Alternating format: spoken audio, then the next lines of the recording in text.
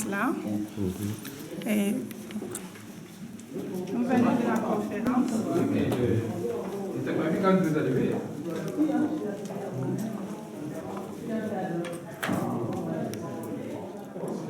Bon, voilà, là on sort de la conférence de Roger Lumbala, c'était formidable. Nous sommes très contents. Il a répondu vraiment à toutes les questions. On voit bien que c'était un démocrate qui va pour le dialogue. Comme moi aussi, Marie Lusamba, je vais pour le dialogue.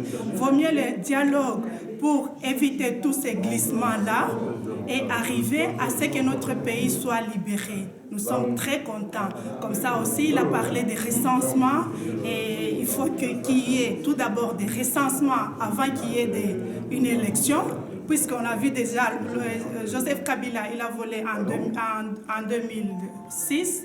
2011, il a kidnappé l'élection présidentielle. Pour le moment, nous voulons qu'il parte.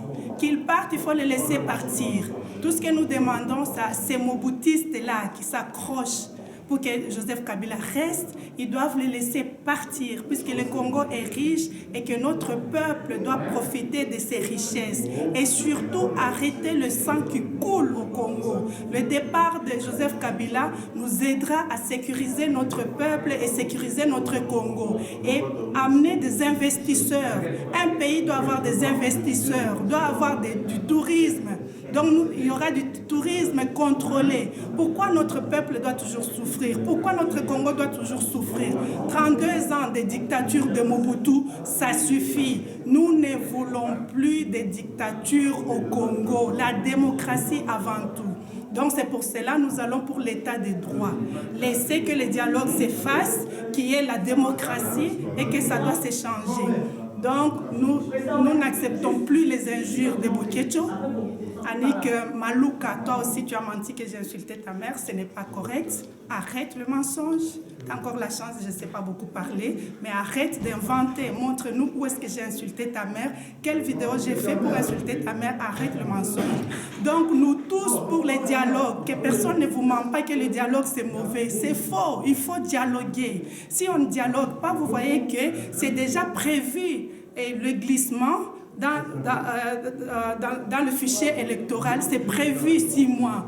Donc, allons-y pour dialoguer, pour que Kabila parte. Joseph Kabila, s'il te plaît, va au dialogue et pars tranquillement. Tu dois partir. Et nous voulons sécuriser notre pays, nos voisins ne peuvent pas être nos ennemis. C'est à cause que tout ce qui s'est passé, kidnapping électoral, et occupation du Congo. Mais après tout ça, si Joseph Kabila part, nous allons sécuriser notre pays, nos voisins seront nos amis. Donc comme avant, alors Joseph Kabila dialogue et nous allons pour la libération de notre peuple. Vive le Congo, vive les Congolais, vive! Pourquoi? C'était le glissement. Oui. Donc voilà, je disais, mais finalement, pour quelqu'un qui est réputé, qui n'a pas non. Voilà, je disais, pour quelqu'un dont on dit qu'il n'a pas la culture de respect des textes, on a vu par exemple avec les concertations nationales, ça n'a pas été appliqué. Ceux qui le connaissent disent que voilà, il respecte rarement les engagements. Félix, dans une interview, a estimé qu'en 2006, ils ont été matés, en 2011 également. Est-ce que vous pensez que maintenant vous avez suffisamment de moyens pour imposer les retombées de ce fameux dialogue pour que finalement M. Kabila respecte ce qui sera convenu avec vous? Quels sont les moyens dont vous disposez pour justement vous puissiez tirer gain de cause au final? Il y a deux moyens. Il y a deux moyens. Le premier moyen d'abord, c'est la communauté internationale qui a exigé ces dialogues. Dans la résolution 2098 du Conseil de sécurité des Nations Unies, il est prévu le dialogue. C'est dans ce dialogue-là que nous voulons aller. Le deuxième point, c'est le peuple congolais. Un peuple, s'il reste amorphe, le dictateur reste en place. Il faut absolument que le peuple puisse s'exprimer. Nous avons vu ce qui s'est passé à travers le monde, ou ce qui se passe à travers le monde. Quand un peuple s'exprime, il devient comme une bombe atomique. Et ça, c'est ce qu'elle demande et dit au peuple de se prendre en charge. Bon, maintenant, pour les gens qui parlent, qui ne veulent pas du glissement qui est prévu par la loi électorale, mais il faut qu'ils nous donnent des possibilités, il faut qu'ils nous disent par quels moyens nous devons éviter le glissement. C'est pourquoi nous disons, Joseph Kabila Kabange et son gouvernement ont échoué parce qu'ils ont pris 5 années de vie de la République démocratique du Congo pour préparer les élections. Les élections se préparent le premier jour où on entre au pouvoir. Après 5 ans, ils déclarent qu'ils si le gouvernement déclare qu'ils n'ont pas l'argent pour l'organisation des élections, cela veut dire qu'ils ont failli à leur mission. C'est là que le dialogue devient encore nécessaire.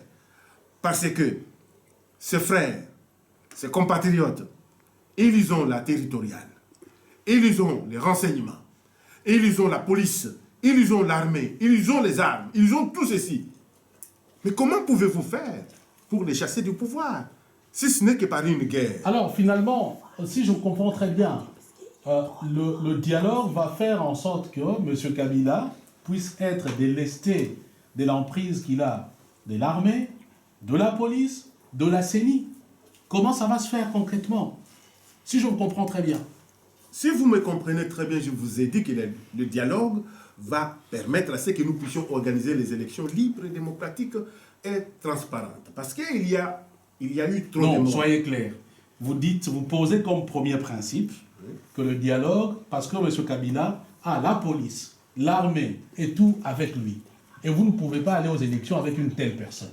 Cela veut dire que si vous allez au dialogue, il faudra un mécanisme pour que tout cela ne soit plus avec lui.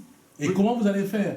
Entre-temps, vous dites que vous ne voulez pas de partage du pouvoir, vous n'allez pas dans un gouvernement. Or, la seule solution qui apparaît pour que M. Kabila soit délesté de tout ça, c'est un gouvernement. Finalement, est-ce que vous ne trouvez pas que là, il y a une contradiction? Vous voulez en fait mener les gens dans un bateau pour qu'au final, voilà, les gens se retrouvent dans une situation où l'UDPS et Kabila se sont partagés des postes et ainsi de suite. C'est ça que vous ne voulez pas dire, si on me comprend très bien. Je vous ai répété à plusieurs reprises,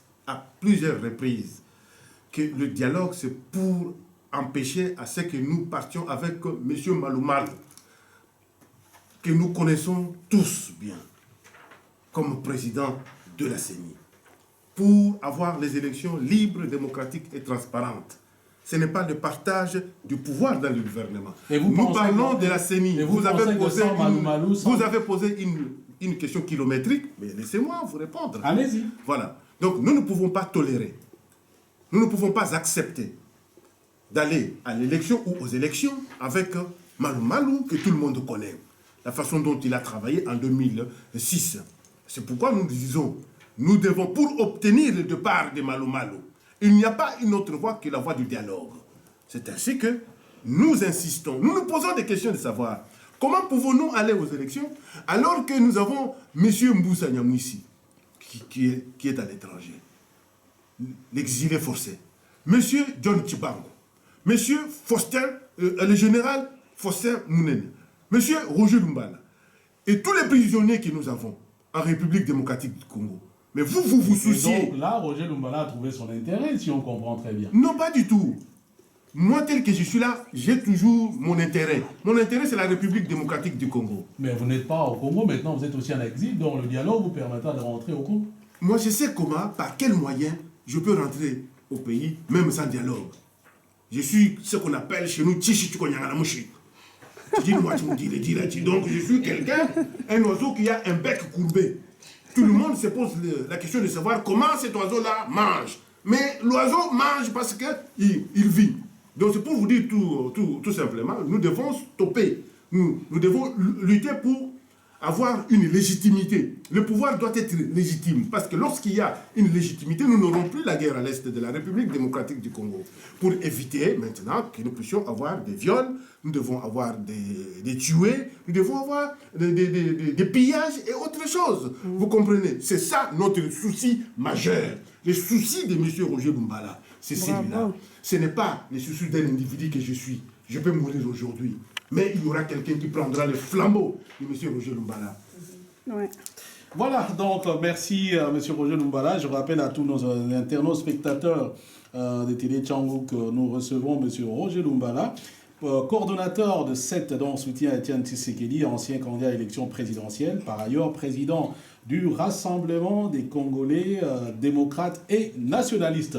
Alors, nous sommes en train de courir derrière le temps. À Kinshasa, vous parlez des élections. Bon, peut-être qu'on pourra comprendre, peut-être que c'est pour ça que vous insistez sur le dialogue. Il était prévu les élections de gouverneurs. Le gouvernement vient de dire qu'il n'a pas l'argent pour les organiser. Finalement, comment vous analysez une telle situation? La situation, c'est ce que le gouvernement vous a présenté. Mais les dessous des cartes, vous devez savoir que la communauté internationale, qui a presque la même mise dans notre pays, ne souhaite pas que le gouvernement organise des élections avant l'organisation des élections, de l'élection présidentielle et l'élection législative. Il y a les souhaits de la communauté internationale et de l'opposition aussi, qu'il y ait l'organisation d'une seule élection. Maintenant, l'élection présidentielle, l'élection législative nationale et l'élection législative provinciale. Ce n'est qu'après que nous pourrons organiser maintenant d'autres élections locales, municipales et autre chose. Mais maintenant, en suivant un peu votre point de vue, tout récemment, les envoyés spéciaux de la communauté internationale en République démocratique du Congo ont donné un point de presse. Ils ont lancé un communiqué comme quoi ils insistaient sur l'organisation des élections, de la législative et de la présidentielle, selon la Constitution, donc en 2016, tout au plus en novembre 2016. Or, vous nous parlez d'un possible glissement qui est dans une certaine mesure autorisé par la loi électorale.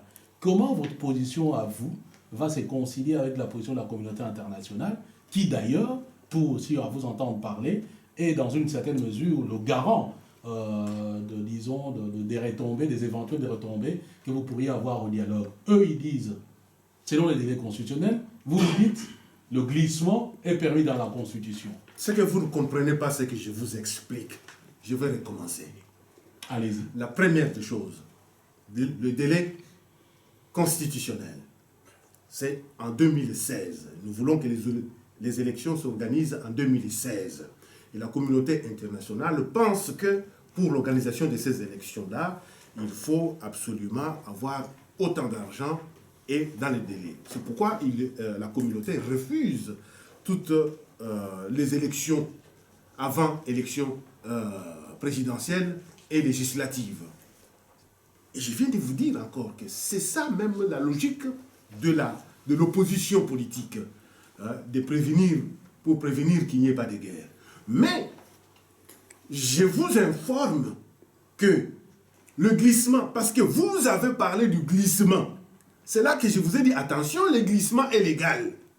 C'est prévu dans la loi électorale. Je ne suis pas pour le glissement. Je suis pour l'organisation des élections dans les délais. Est-ce que M. Étienne Tshisekedi, que moi je défends dans le soutien à Étienne Tshisekedi, il vous a parlé du glissement? Non, pas du tout. Vous vous battez pourquoi? C'est parce que vous, il y a, lorsque vous dites des compatriotes, oui, mais vous êtes maçon, il faut rester maçon. Vous êtes charpentier, il faut rester charpentier. Vous êtes jardinier, vous restez jardinier. Parce que quand un jardinier, il s'improvise charpentier, il monte du haut du toit pour aller faire la charpente, vous apprendrez qu'il est tombé. Et quand il tombe, quand on va l'amener à l'hôpital, il va dire qu'il était jardinier. Tout simplement parce qu'il était en quête de l'argent, qu'il veut faire tout le travail. La politique aux politiciens. La livraison aux livreurs. Nous allons avancer. Je vous ai expliqué. C'est peut-être les politiciens qui m'ont dit de vous poser ce genre de questions. Ah, parce qu'eux ne sont pas à mesure de me les poser.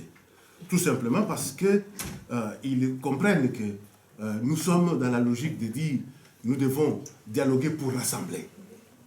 Nous devons être tous ensemble. C'est pourquoi je vous ai dit que ce qui s'est passé le 28, c'est un détail dans l'histoire politique de M. Étienne Tshisekedi. Tshisekedi, c'est un rassembleur. C'est un monument. Tout le monde doit être derrière lui. Parce que nous estimons que la République démocratique du Congo doit rester une et indivisible. Nous ne pouvons pas accepter la discrimination. Nous ne pouvons pas accepter les gens qui disent « Ah, pas les Balouba ». Si vous ne voulez pas les Balouba diront « pas les Bakongo ». Les Bakongo diront « pas les Bangala ». Les Bangala diront « pas les Swahili ». Nous serons dans un pandémonium, là où les gens ne peuvent pas vivre. Alors que je me rappelle de quelqu'un qui disait « Tata Bo Moko, Maman Bo Moko, Ekolo Bo Moko ». Celui-là, il avait lutté pour que nous soyons tous ensemble. Et moi, j'ai dit que je suis dans cette lutte-là. La République démocratique du Congo doit rester une et indivisible. Le peuple congolais, derrière M. Etienne Tshisekedi Lumumba, et avec devant M. Roger Lumumba là, qui tient le flambeau du 7, nous allons réussir et donner la dignité à ce peuple qui aujourd'hui, il est rejeté par tous les peuples à travers le monde. Et vous avez touché un point important en ce qui concerne le tribalisme. Bon, nous qui sommes en tout cas dans les réseaux sociaux, on sent que ça centre un peu des dents et ainsi de suite. Est-ce que vous ne pensez pas que d'ailleurs les réponses peut-être sont très disproportionnées alors que c'est peut-être une infime minorité, comme vous avez dit, une minorité négligeable hein, qui profère ce genre de propos, mais parfois on est surpris aussi par la réponse qui vient des gens qui sont en face. Vous, en tant que leader politique, quel est le message que vous pouvez envoyer à tout un chacun pour que justement que le combat politique revienne aux fondamentaux et qu'on évite un peu ce genre de considérations ethniques, tribales et ainsi de suite? J'ai déjà donné le rassemblement. Je pense que nous pouvons passer à autre chose parce que j'ai déjà parlé. Tata Bo Moko, Maman Bo Moko, Ekolo Bo Moko, Tshisekedi, tous derrière lui, le rassemblement pour la République démocratique du Congo, on fait appel à tous les Congolais. Il n'est pas nécessaire aujourd'hui que l'on se déchire. Ça ne sert absolument à rien. Si nous voulons avoir une République forte demain, il faut que nous soyons tous ensemble. Comme on dit ici, la devise du Royaume de Belgique, c'est l'union qui fait la force. L'union fait la force, c'est qu'également on espère pour la République démocratique du Congo. Nous courons pratiquement vers la fin de cette émission. Alors, je vous pose une toute dernière question qui m'a été soufflée. On sent de plus en plus que vous, les pro-dialogues, vous y allez un peu en solo. Quelle est la stratégie que vous avez mise en place pour que vous puissiez associer les autres? Vous parlez de rassemblement, mais dans vos propos, que ce soit en Italie, que ce soit en Belgique, ou à Kinshasa, il semble que les choses se font en catimini et on ne sent pas une politique, dis-je, une stratégie au sein de l'UDPC apparentée, comme je me dis, de pouvoir dire aux autres. Est-ce à dire que si jamais il y a un gâteau, vous allez vous le partager seul? Ou bien, voilà, vous êtes dans une posture, vous pouvez trouver des solutions avec tout le monde, ce qui n'apparaît pas jusque-là. Du moins, c'est ce que les gens pensent. Je vous ai dit qu'il n'y a pas de gâteau. Si vous avez les gâteaux, mangez-le vous-même. Bravo! Bravo! Bravo! Nous avons besoin de tout le monde. Quand on dit qu'il faut un dialogue inclusif, cela veut dire que nous avons besoin de tout le monde. Mais nous avons toujours constaté en République démocratique du Congo, comme je vous reviens encore sur l'année 2006, que lorsque Tshisekedi avait refusé d'aller, personne n'a pas fait un effort pour qu'il vienne dans les dialogues ou voire même dans les institutions. Mais M. Etienne Tshisekedi Lumumba n'en reste pas là. Lui, il lance toujours le message du rassemblement. Vous avez vu que le 26, son parti politique a fait même preuve d'une grande formation politique. Son parti politique n'était pas là pour insulter les uns ni les autres, ni pour répondre même aux insultes de nos compatriotes. Son parti politique n'a pas répondu même aux insultes d'un compatriote que vous connaissez très bien, qui a traité M. Etienne Tshisekedi de tous les maux du monde, et qui même a dit qu'il faut, qui a touché même à son ethnie, qui le mange des chiens. Vous voyez que ça ne peut pas se passer comme ça. Alors que les Kassaïs ne mangent pas des mbembe.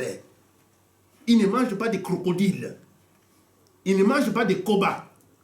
Mais cela ne veut pas dire que Celui-là qui mange le koba, il devient mauvais.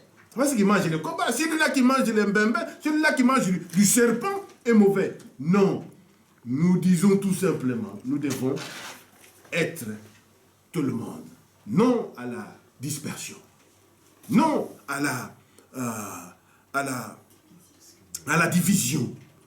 Nous voulons être tous ensemble. Même ceux appelés révolutionnaires. Monsieur Lumbala, révolutionnaire en même temps, mais quand on dit rebelle, en repris le règlement du Congo, ça veut dire aussi mort d'homme, et ça veut dire sang. Et est-ce que là, vous ne trouvez pas que quelque part, même si vous dites révolutionnaire, pour certaines personnes, vous traînez avec vous une réputation qui n'est pas celui d'un leader, et surtout pas proche de M. Etienne Tshisekedi? Chacun de nous meurt de sa propre mort.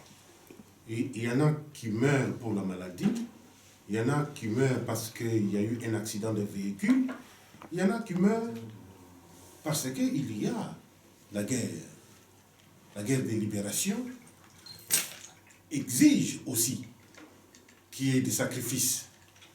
Mais la réputation, cher ami, Roger Lumbala n'a jamais, vous ne trouverez personne, je dis bien, personne qui vous dira ou qui va vous désigner une famille qui a été endeuillée parce que M. Roger Lumbala a commis des crimes. C'est pourquoi moi-même, je me suis présenté une fois à l'AE. J'ai posé la question de savoir si réellement la Cour pénale internationale avait des poursuites contre M. Roger Lumbala. À mon grand étonnement, j'ai dit bien grand étonnement, on m'a dit qu'on n'avait même pas quelque chose à me reprocher. Roger Lumbala n'a jamais été poursuivi. Roger Lumbala, toute la vie que j'ai passée ici en Europe, je n'ai jamais fait même quelques heures de garde à vue. Je suis un homme droit, je suis un homme juste, et je pense que pour ce qui concerne la République démocratique du Congo, que je considère comme mon pays, que je considère comme ma propriété privée, je ne peux pas tolérer ce qui se passe aujourd'hui. Le peuple congolais est humilié par tout le peuple du monde. Et si vous pensez réellement que M. Lumbala, qui est Moulouba de Sirkroix, vous devez le savoir, qui est un vantard, comme les gens le disent, je ne peux pas tolérer cette humiliation du peuple congolais. Je souhaite que le peuple congolais puisse être un peuple vantard, comme nous avons les Français, comme nous avons les Américains, comme nous avons d'autres peuples qui revendiquent l'appartenance à leur pays. C'est ça les soucis qu'a Roger Lumbala. Et je mets ma vie en sacrifice pour cela. Comme M. Etienne Tshisekedi a mis sa vie en sacrifice. Et cela étonne beaucoup de gens. Et c'est là que les gens le bénissent, oui, les jouisseurs, les danseurs, les joueurs, les footballeurs, c'est là qu'ils pensent que la vie d'une nation peut être conduite par cette catégorie de personnes. Moi, je dis non. Il faut que nous puissions défendre notre pays. Et pour défendre notre pays, devant un pouvoir qui ne respecte absolument rien. Le pouvoir qui ne comprend que le langage des armes. J'utiliserai les armes. Le pouvoir qui comprend le langage de la démocratie. Nous irons sur la voie de la démocratie. Ce n'est pas pour rien que j'ai commencé d'abord par le parti de M. Etienne Tshisekedi Omulumba, qui est l'Union pour la démocratie et le progrès social. Nous avons prôné la non-violence, les résultats. Jusqu'à aujourd'hui, l'UDPS n'a pas pris le pouvoir. Même M. Laurent Désiré Kabila, qui lui prenait des armes, ou qui avait pris des armes depuis 1961, vous vous souvenez de son histoire que je ne peux pas étaler ici. Il a fini par faire comprendre à Mobutu qu'avec la froideur du canon, un dictateur pouvait fuir. Et c'est ce que nous avons vécu. Mobutu a fui. C'est pourquoi j'ai dit tout simplement. Vous ne trouvez pas justement que là, peut-être cela que les gens ont raison de penser que votre soutien à Étienne Tshisekedi, dans une certaine mesure, c'est de l'opportunisme tout simplement, parce qu'on vous reconnaît comme étant un rebelle dans l'âme.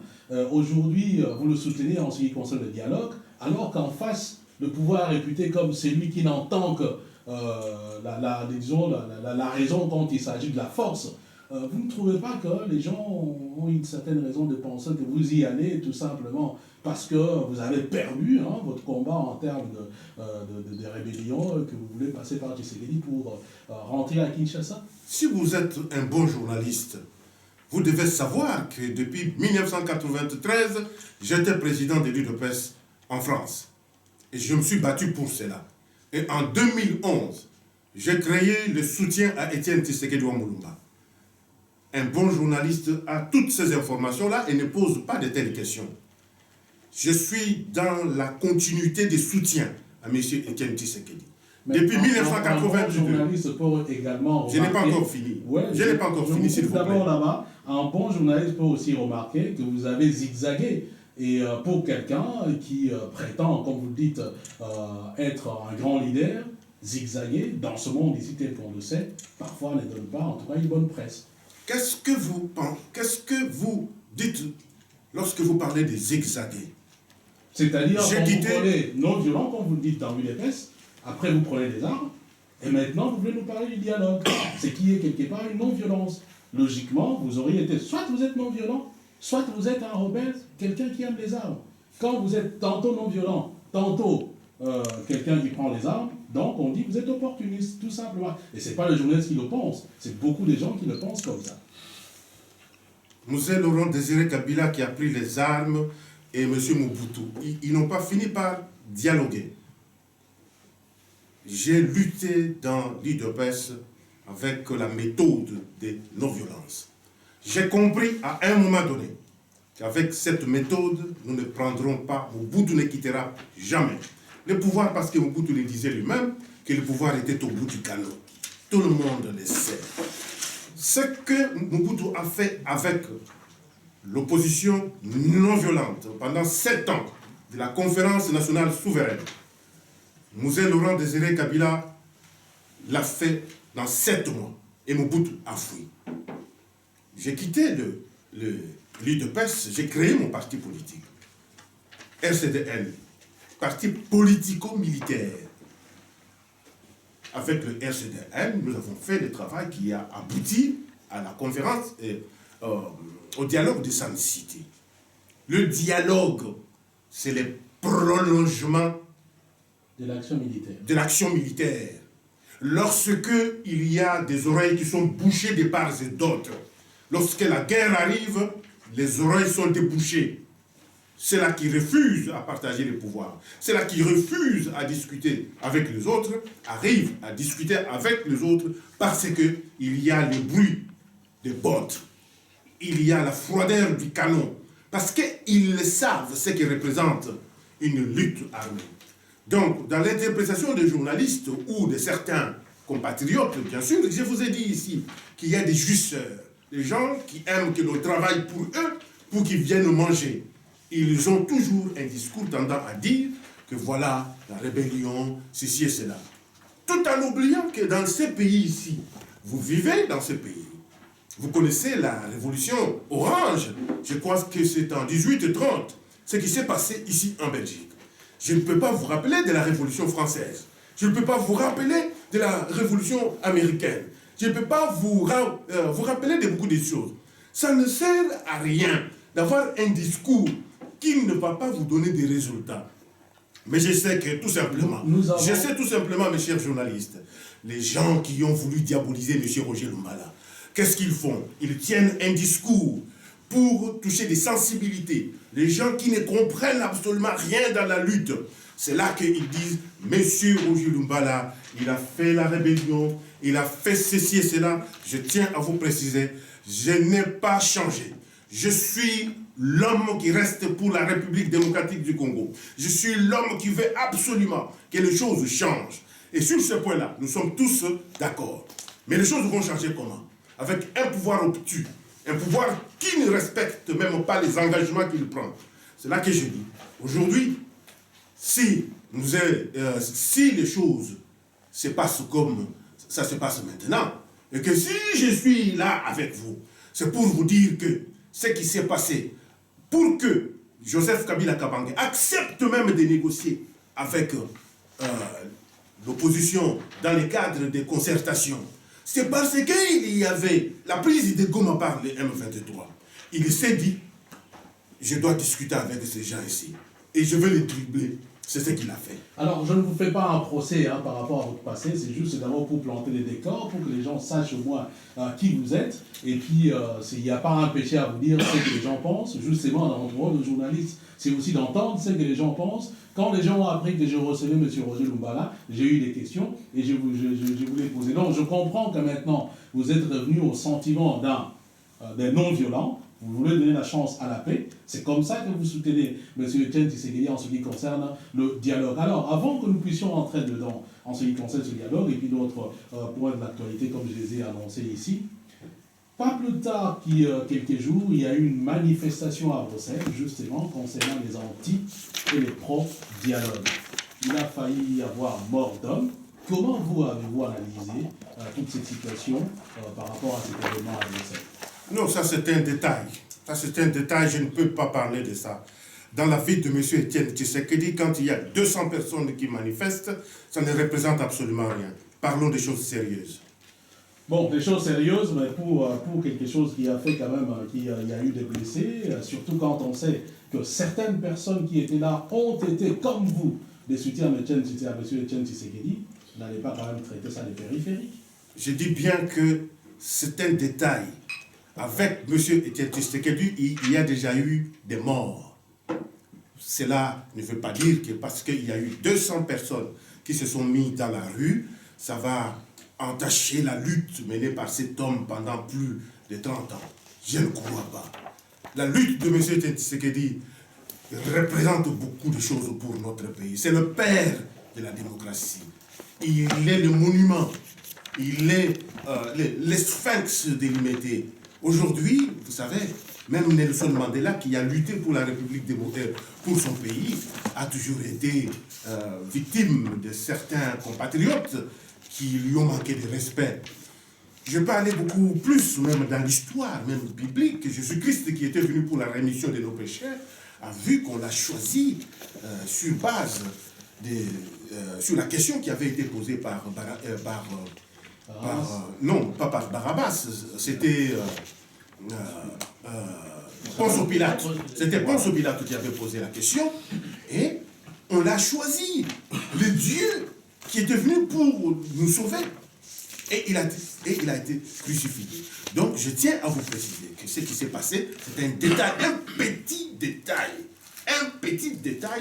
de toute une population qui ne représente rien pour Etienne Tshisekedi, représente rien, qui n'est pas électrice, qui ne peut pas contribuer financièrement.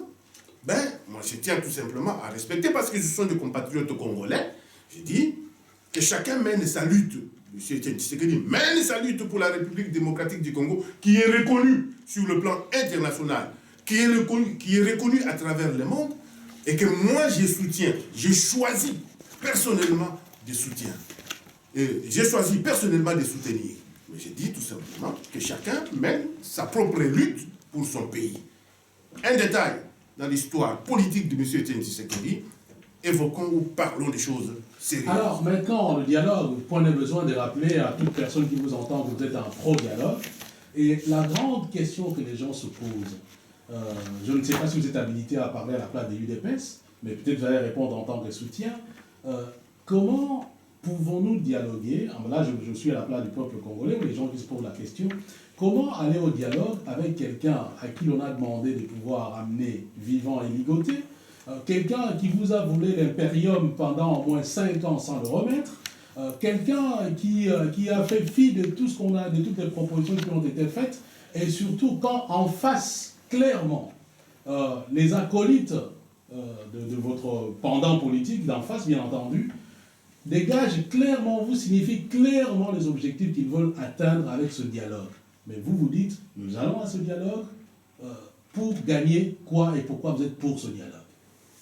D'abord, si vous avez suivi ou si vous avez pris connaissance de la feuille de route présentée par l'UDPS, vous aurez compris ce que l'UDPS avait demandé. Mais comme je ne suis pas le porte-parole de ces partis politiques, je suis celui qui soutient M. Etienne Tshisekedi, parce que moi j'ai mon parti politique qui est institutionnel. Je dis tout simplement, M. Etienne Tshisekedi ne s'est pas basé sur n'importe quel texte pour demander le dialogue, mais il s'est référé à la résolution 2098 du Conseil de sécurité des Nations Unies. En se basant sur cette résolution-là, il a dit que nous pouvons aller au dialogue. Comment pouvez-vous aller au dialogue avec quelqu'un qui vous a fait cela? Mais Tshisekedi a été emprisonné par Mobutu plusieurs fois, mais ils étaient à la conférence nationale souveraine.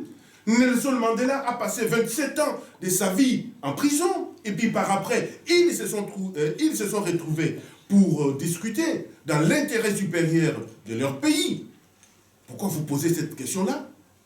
Pour ce qui concerne M. Etienne Tshisekedi Wamulumba, c'est justement l'intelligence de Salomon qu'il a. De surmonter tout ce qu'il a vécu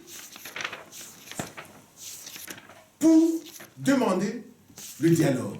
Le dialogue pour quelle raison? Nous devons aller aux élections. Les élections futures. Comment pouvons-nous aller aux élections tout en sachant qu'il y a un malaise? C'est-à-dire qu'il y a un problème de légitimité. À partir du moment où le peuple ne reconnaît pas M. Joseph Kabila comme président de la République.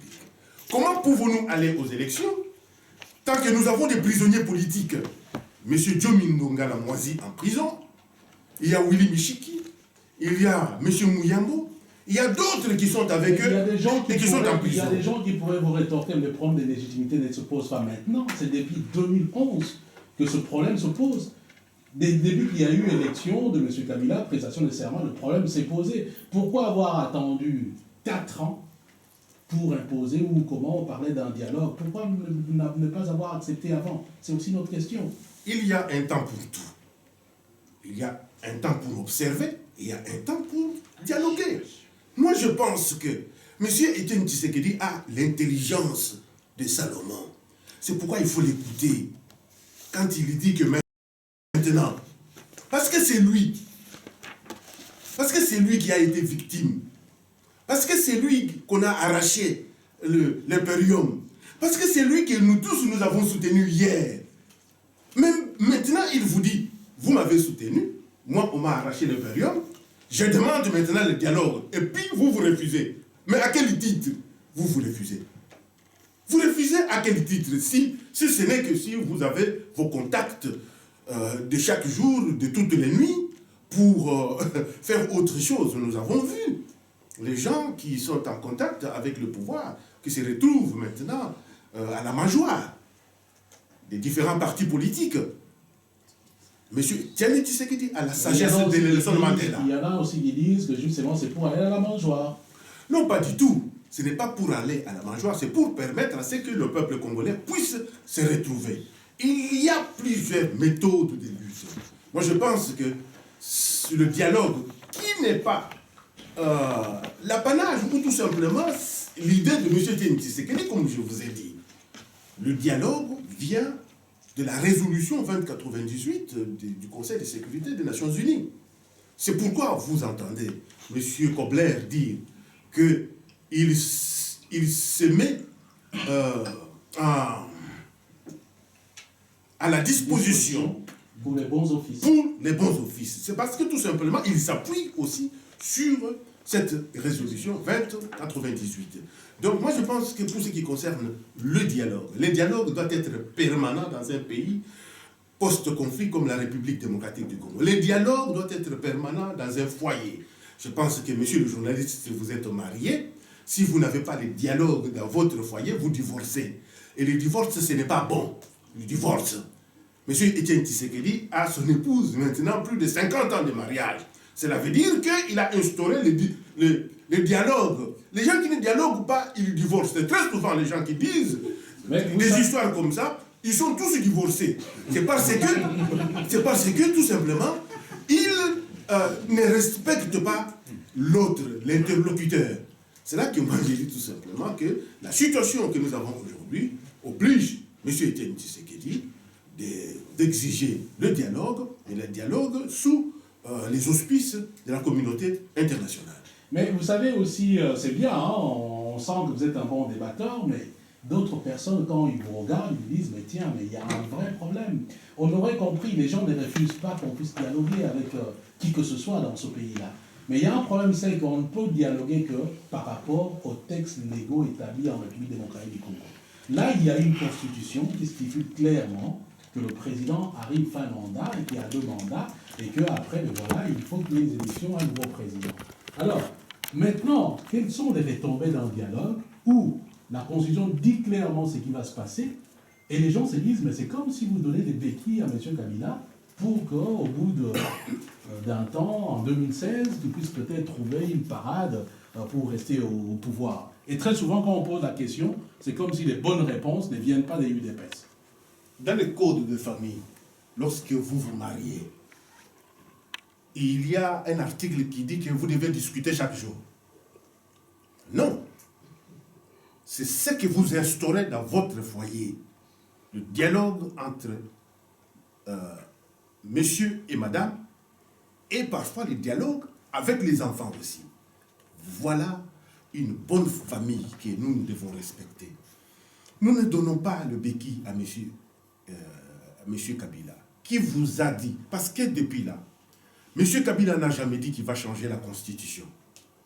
Sur base de quoi vous fonctionnez? Sur base de quoi les Congolais fonctionnent? Il faut avoir le minimum de confiance. À partir du moment où il n'y a pas modification, révision de la constitution, nous disons, nous tendons vers la fin du mandat de M. Joseph Kabila Kabange et nous estimons que avant que nous allions aux élections, il nous faut un dialogue pour permettre à ce que nous puissions comprendre les choses, comment elles vont se passer. Chers journalistes, comment pouvez-vous imaginer que les gens réclament d'aller aux élections avec Malou Malou comme président de la CENI? Avec tout ce que nous savons, ce que Malou Malou a fait.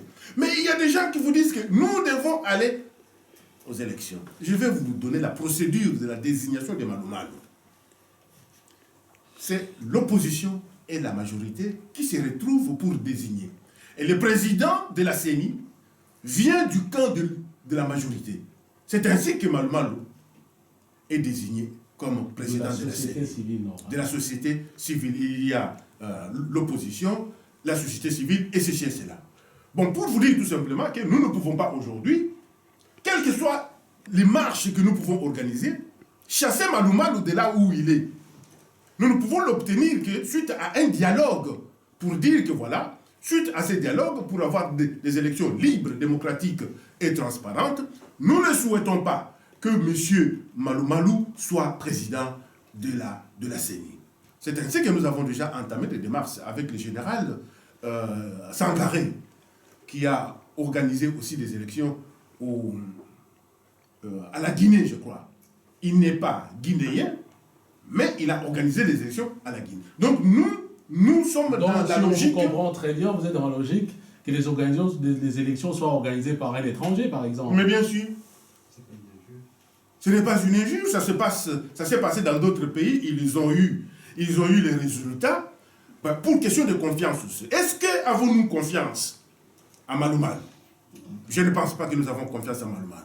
Comment pouvons-nous faire pour que nous puissions avoir une CENI neutre? Et je pense que nous pouvons recourir aussi à la communauté internationale, bien sûr, dans le cadre de l'Union africaine, parce que l'Union africaine a déjà, dans le cadre électoral, a déjà organisé aussi cette possibilité-là dans d'autres pays. Nous pensons que si nous arrivons à cela, ça peut crédibiliser les élections dans notre pays, parce que nous voulons avoir des élections apaisées, des élections libres, démocratiques et transparentes.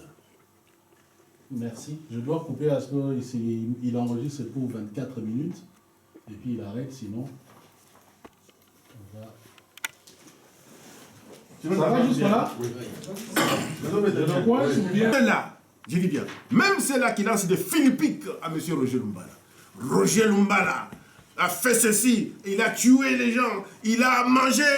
Je dis, vous êtes mes frères, vous ne savez pas ce que vous faites, et je demande au bon Dieu de les pardonner. Parce que la lutte que je mène, je me sacrifie. Il faut que chacun de nous puisse se sacrifier dans la vie politique. C'est pourquoi il faut des politiciens de notre trempe, de la trempe de M. Roger Lumbala, des politiciens qui prennent la République démocratique du Congo comme leur propriété privée et qui défendent les intérêts de ce peuple, qui défendent les intérêts de ce pays. Parce que la République démocratique du Congo doit être un pays qui doit être respecté par tous les pays voisins. Et pour cela, il faut avoir un chef responsable. Il faut avoir un chef charismatique. Et M. Étienne Tshisekedi est charismatique. Nous avons besoin de lui pour l'instant, qu'il conduise cette période. Et puis ensuite, nous verrons. Parce que dans sa logique de Nelson Mandela, je ne pense pas que M. Étienne Tshisekedi peut se représenter 2 fois. S'il a un mandat, je pense qu'il va permettre l'alternance. Il va permettre l'alternance et nous entrerons dans une phase de démocratie la plus importante. C'est pourquoi moi je le soutiens. Je crois en lui. Je répète aux gens que je suis dans lui, il est en moi. Il est le Père, je suis le Fils, et le Saint-Esprit plane en République démocratique du Congo, ce qui fait que demain, les choses vont bien se passer parce que nous avons l'espoir. Nous créons l'espoir, nous cultivons l'espoir, nous défendons l'espoir et nous nous engageons pour l'espoir, pour notre pays. Alors nous allons terminer par là. Vous dites, vous êtes en lui, lui en vous, et ainsi de suite. Mais justement, beaucoup de gens pensent que vous l'avez pris en otage, vous les pro-dialogue. S'il ne va pas très mal, mais il n'a pas toutes les capacités pour gérer, pour diriger, vous voulez en profiter.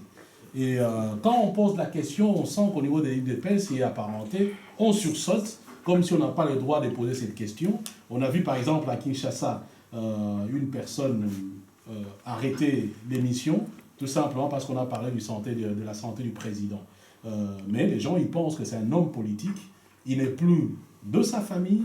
Quand il est à la tête d'un parti comme l'UDPS, quand il est à la tête de la scène politique congolaise, ce sont des choses dont il faut parler. Est-ce que vous pouvez nous dire un mot sur son état de santé? Et qu'est-ce que vous dites à ceux qui pensent que vous l'avez pris en otage pour justement gagner des gains politiques? Suis-je son médecin? Moi-même, je ne suis pas médecin. J'ai fait les études des sciences de l'éducation. Il est malvenu pour moi de vous donner l'état de santé d'un homme politique.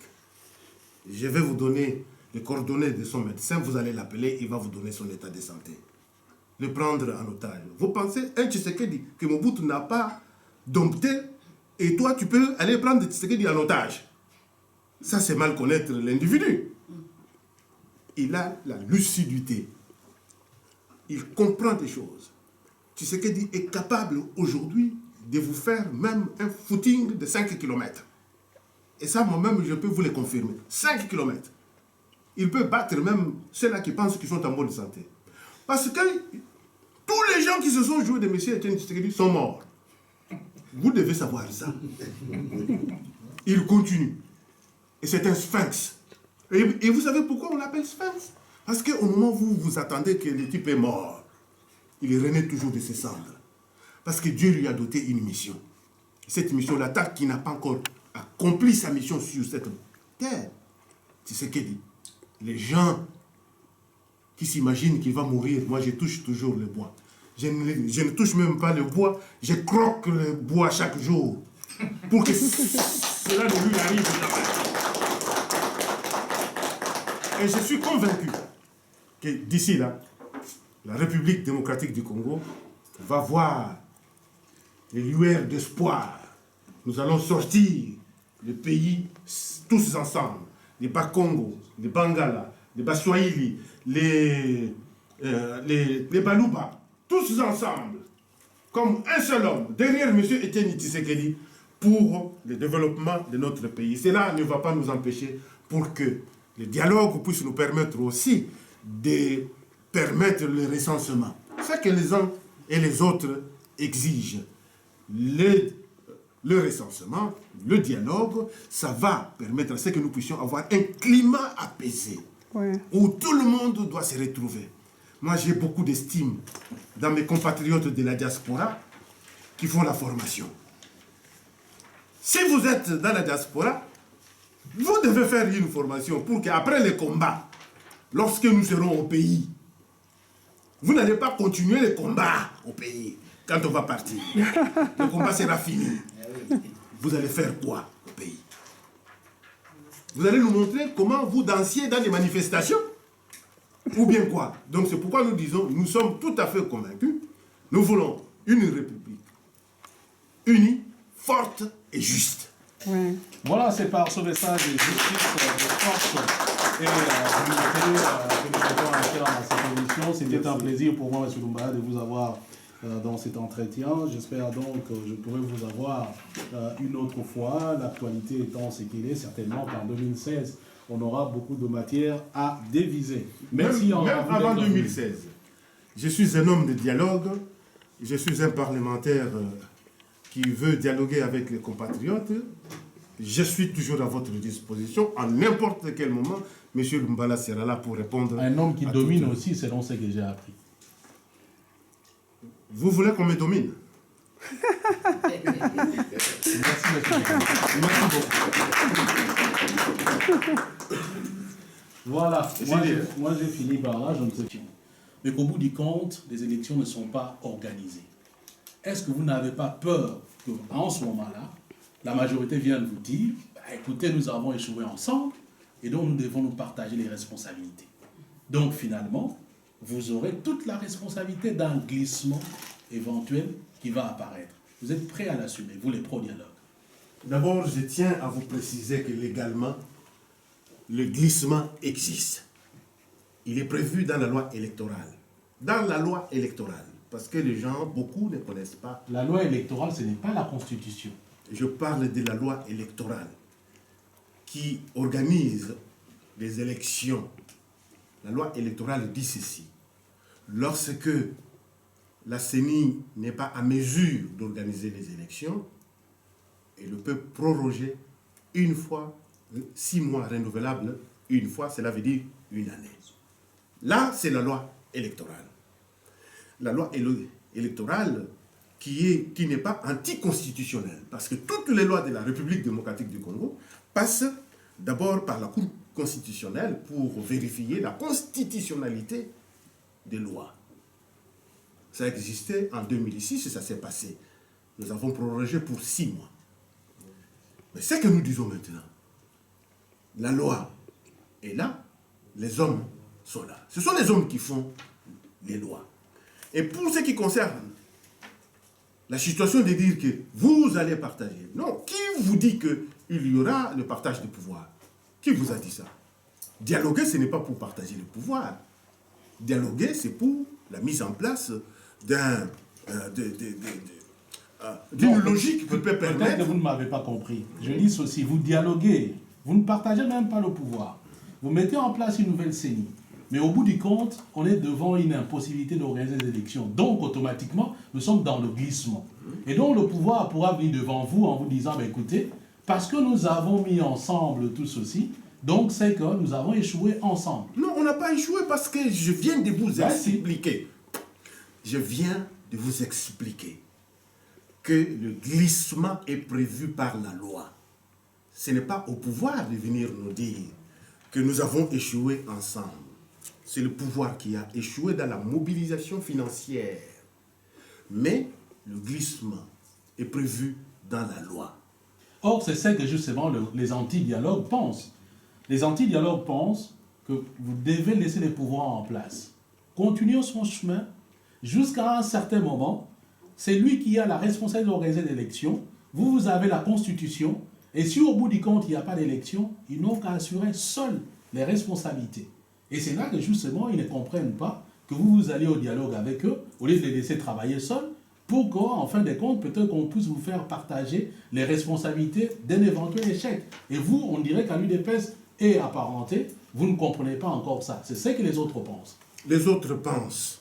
En 2006, lorsque M. Étienne Tshisekedi a refusé de s'engager, est-ce que les autres là, qui pensent aujourd'hui, ils ont respecté Etienne Tshisekedi pour lui dire que non, venez.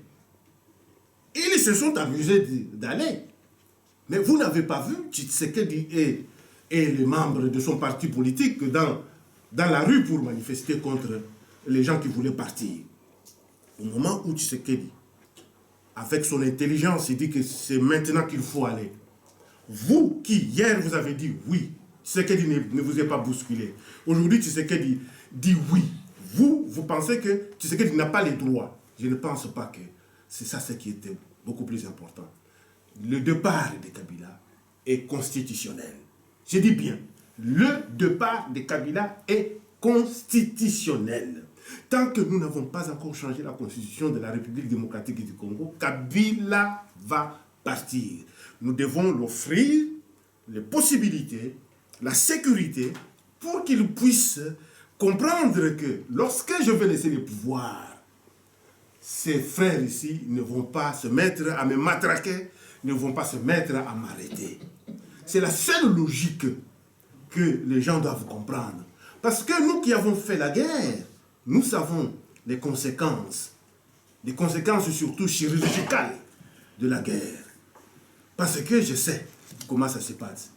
Vous savez, il y a des gens qui parlent, qui n'ont jamais entendu la symphonie des armes. Mais ils parlent.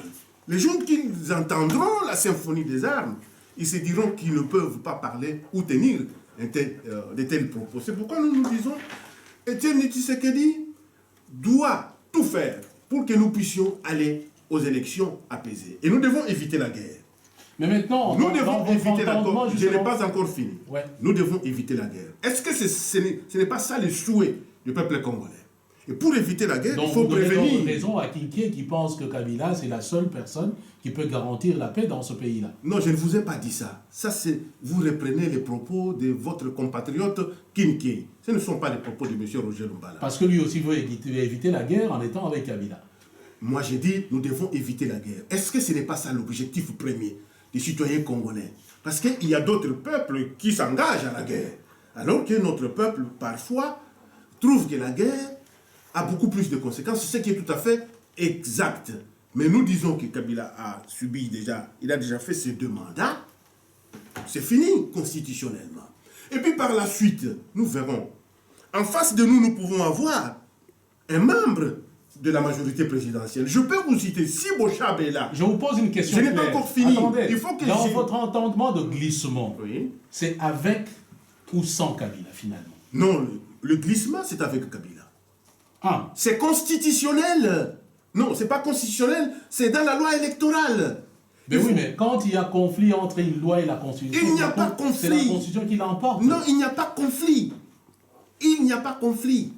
Parce que quand on vous dit que si la CENI n'est pas à mesure d'organiser les élections, la CENI n'est pas à mesure d'organiser des élections, elle le peut proroger 6 mois renouvelables une fois. C'est constitutionnel. Et donc on peut comprendre.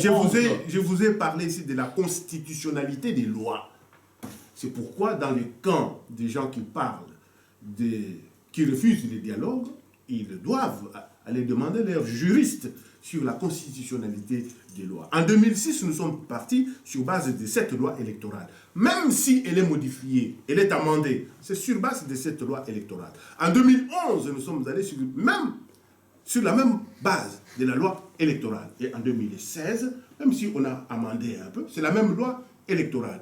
Donc, celui qui ne comprend pas peut dire que les choses ne marchent pas comme il faut. Mais celui qui comprend, à commencer par Vital Kamerhe qui était le président de l'Assemblée nationale, parce que la CENI est l'émanation de l'Assemblée nationale. Donc, il devait expliquer aux autres que le glissement dont on parle est prévu par la loi électorale. Donc, bon, je ne sais pas, il faudra vraiment que j'aille vérifier. Non, je vous donne l'information. Vous êtes devant les députés, je vous donne l'information. Vous êtes devant un député qui vous donne l'information. Inutile de dire que vous allez vérifier, c'est comme si vous doutez. Je vous donne l'information. Alors maintenant, je comprends, je respecte votre point de vue, en même temps, je suis... Non, ce n'est pas mon point de vue, c'est la loi de la République. J'accepte aussi votre information, mais il y a un vrai problème aussi au niveau des gens. Vous allez en dialogue avec M. Kabila, mais ceux qui les connaissent, je dis bien ceux qui les connaissent, ce n'est pas mon point de vue. Moi, j'ai entendu dire qu'il ne respecte pas ses engagements. Vital Kamerhe l'a dit. Et Félix Tshisekedi, dans une interview sur une chaîne de La Place, a dit, ben voilà, en 2006, nous avons été matés, en 2011, nous avons été volés, et ainsi de suite. Est-ce que vous pensez que quelqu'un qui vous a maté, qui vous a volé, quelqu'un qui n'a pas respecté ses engagements, pourra être en mesure de respecter vos engagements que vous allez prendre avec lui maintenant? Et qu'est-ce qu'il va faire voilà, là où vous avez été piteux en termes de stratégie ou même en termes de victoire, que vous puissiez être beaucoup plus victorieux pour le moment. Mais tu sais qu'il a dit. Prenez-vous en charge. Vous voulez qu'il vous dise quoi? Encore? Dans quel terme? Non, maintenant, c'est lui qui doit se prendre en charge parce que c'est lui qui va dialoguer. Si maintenant ça ne marche pas, est-ce que, je ne sais pas si vous m'avez bien compris, est-ce que vous avez tous les moyens pour que les décisions que vous allez prendre soient respectées de la part de la personne dont on dit qu'il ne respecte pas les engagements?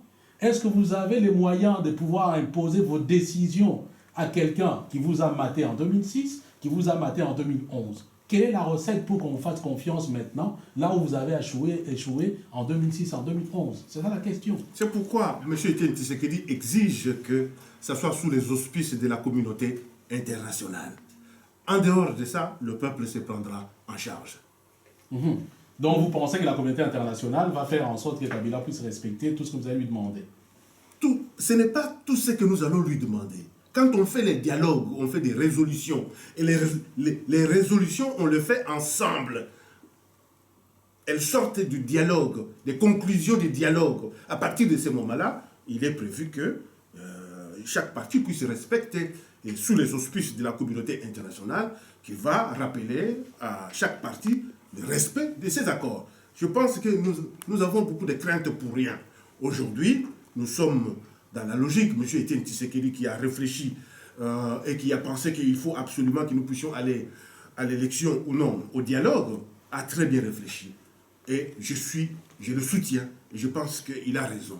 Et même les gens qui doutent aujourd'hui, les jours où il y aura le dialogue, moi je suis partisan de ceux-là qui pensent que les gens qui ne veulent pas de dialogue, ils vont rester en dehors du dialogue d'abord.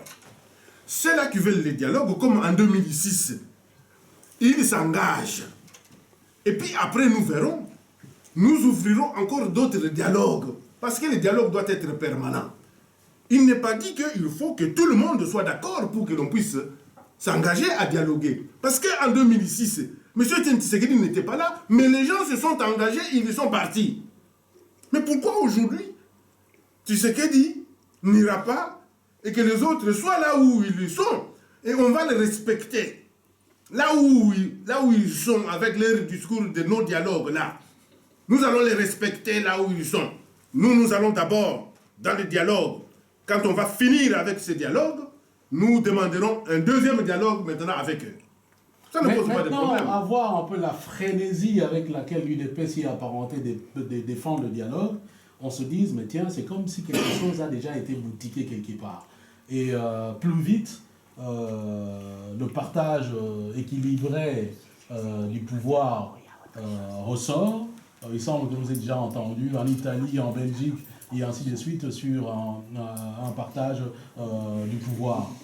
À vous entendre parler, c'est peut-être vers là que nous allons. Mais je viens de vous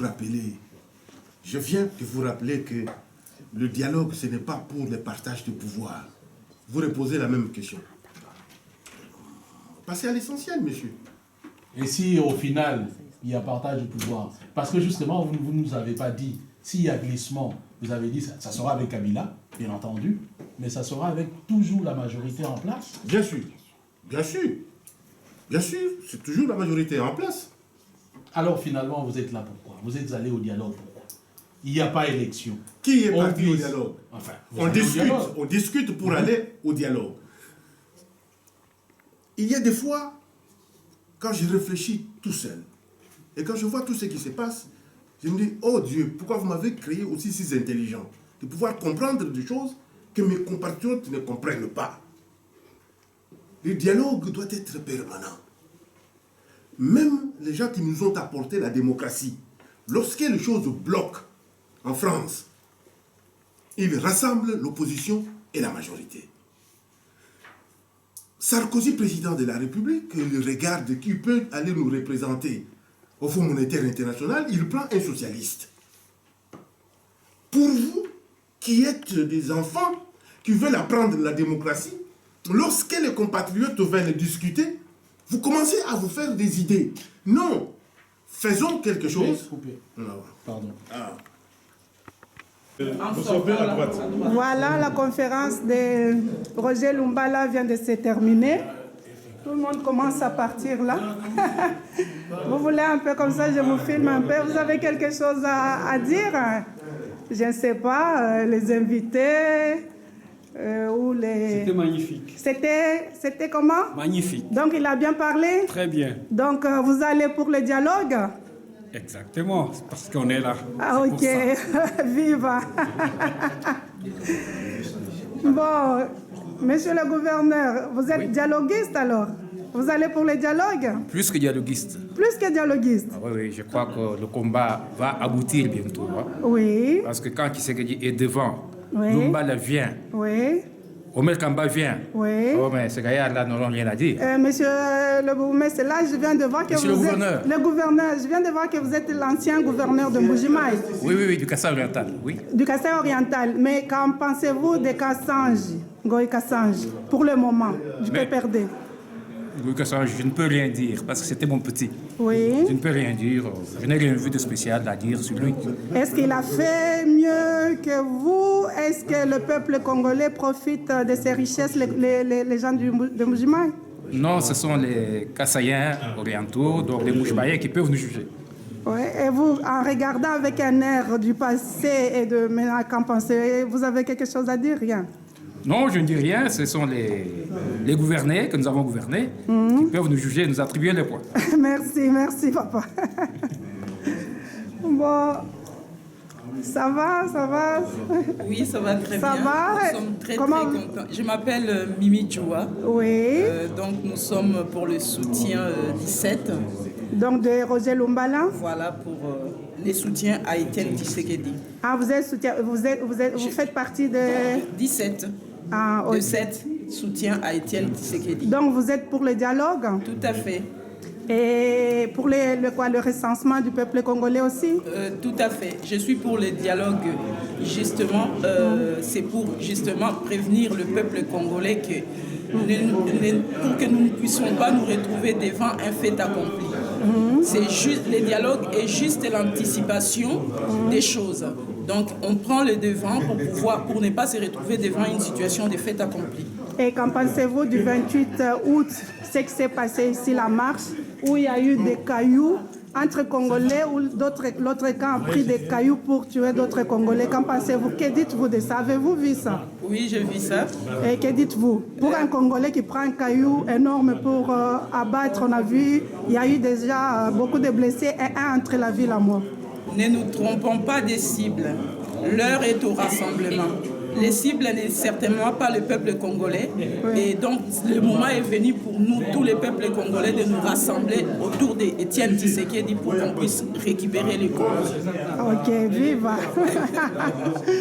Bon, Oui, là c'est mieux.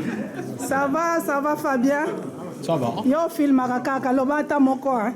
Mais non, le bain. Ah, loba kaka to yoka si lelo pe loba kaka. Yo bandi ko banga ba marteau. Ah na ba kayu ya jour wana monaki okimaki hein? Non, mais gars, ça l'a été. Ah mais nan correspondant na yo azalaki kasi akimaki. Nous, on fait le boulot hein, pour que Mais les ndenge gens nini soient akimaki? informés. Ndenge nini akimaki? T'es à Kimagi, t'es à Kimisagi, des matériels. Ok. Ah la quota. Attends. Mike.